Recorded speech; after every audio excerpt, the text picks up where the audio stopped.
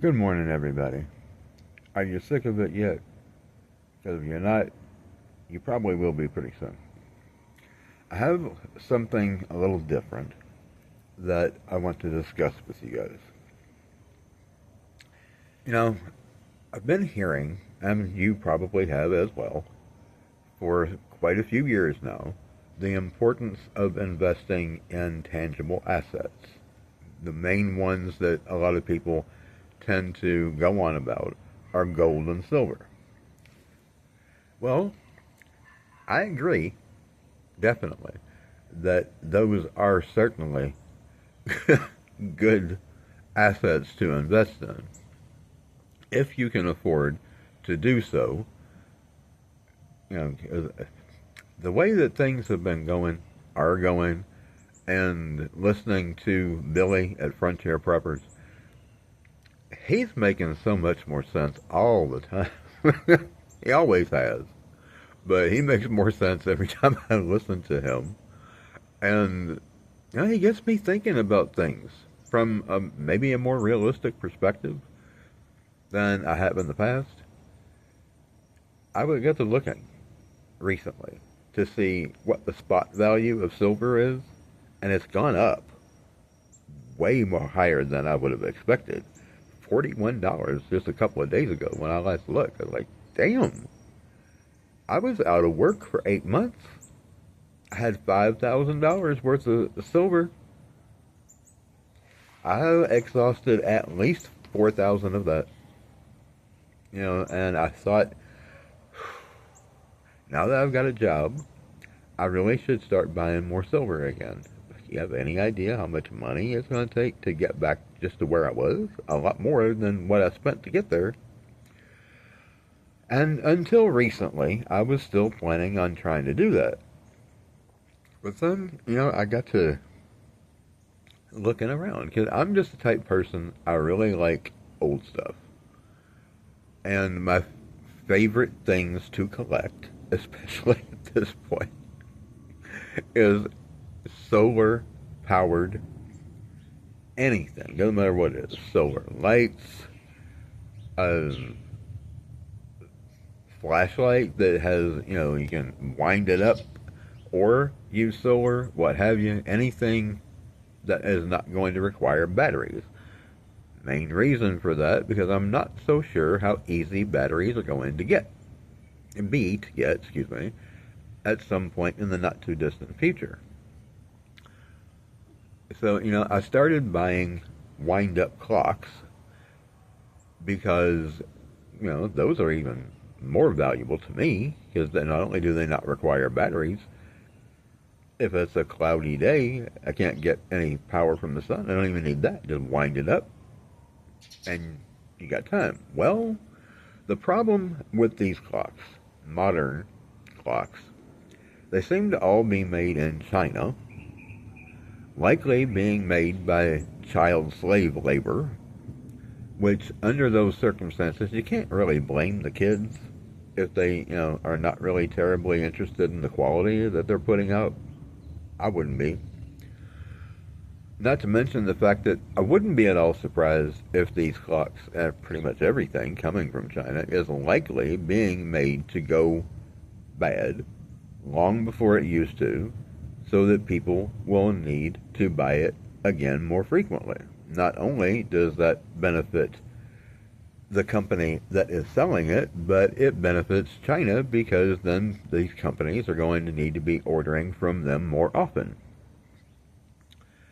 So, taking into consideration that these modern clocks, coming from where they do, being made by who they're made by, really don't work that well. They don't. They don't keep time like they should. They eventually lose time. They eventually get to the point that you really have to give them a prolonged rest period before you even wind it up to use it again. I'm not into that. I'm really just not into that. So I went online and just typed in the search bar, Google search bar, wind up clocks or wind up alarm clocks. And I found that Etsy sells antique wind-up alarm clocks that were made in the USA way back when. As a matter of fact, I got one this morning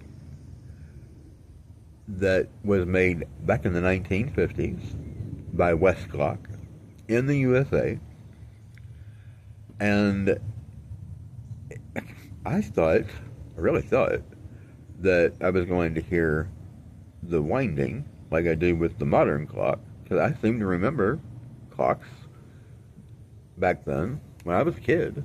You could hear the winding, but I guess some of them you didn't, because this one has very silent winding.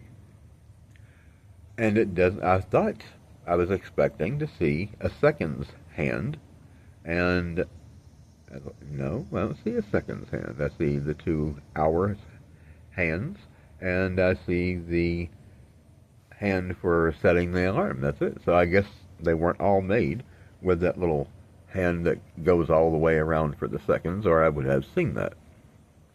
At any rate, it works beautifully.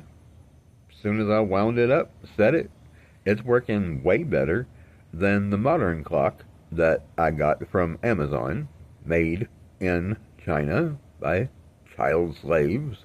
I really don't want to buy things like that if I don't have to.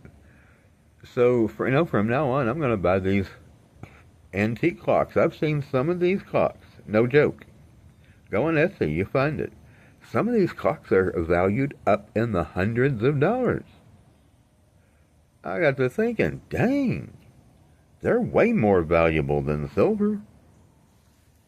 And the one that I recently got was like $30, $32.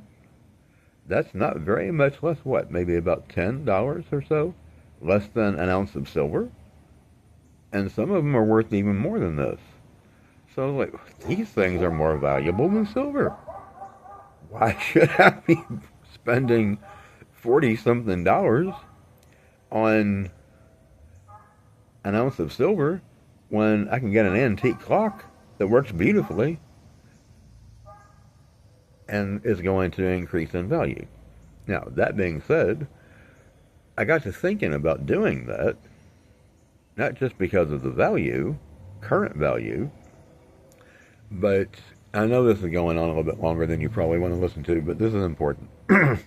John McCain was a Vietnam POW.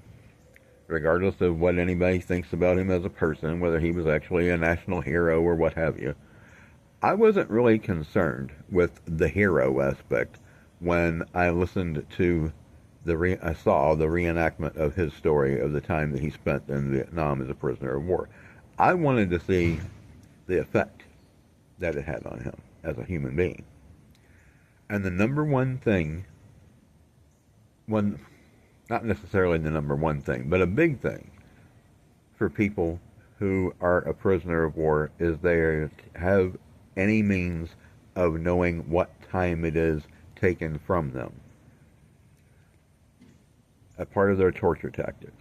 So knowing or having some idea of what time it is obviously very important when you're in a situation where there's no way for you to really know. And I asked Billy about this, and he mentioned, and you always see him with his wristwatch on. So obviously, because I wanted to find out what things were like in Cuba when its power was out. Were people preoccupied with the time? He mentioned his wristwatch and always having it on. That became a habit when he was in Cuba.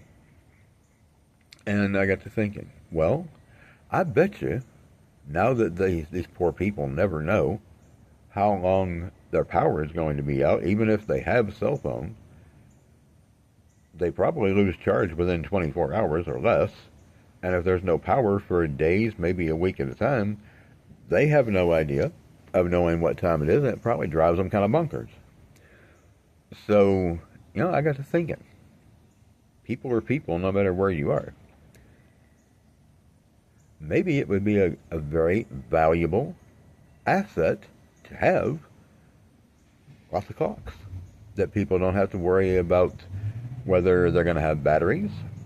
And of course, as far as I know, there's no such thing as a solar-powered clock. But wind-up clocks are very useful. And they might very well come quite valuable in an SHTF scenario. And I'm thinking that they will. You know, something just gives me the feeling that this is going to be a good investment. Maybe better than solar. I'm just thinking that I'm investing in these. You guys do what you feel like you need to do. But when I've got the money, I'm going to invest in these antique wind-up clocks. Something just gives me the feeling they might just be worth their weight in precious metals in a situation where people have to utilize the sun, or people don't even know how to utilize the sun to even get an idea of roundabout what time it is. They just know it's either daytime, nighttime, morning, maybe evening. So that's what I'm doing. I just wanted to let you know and why, and give you the opportunity to decide for yourself what you think might be a good investment. So, till next time, if you're not sick of it yet, you need to get that way. Later.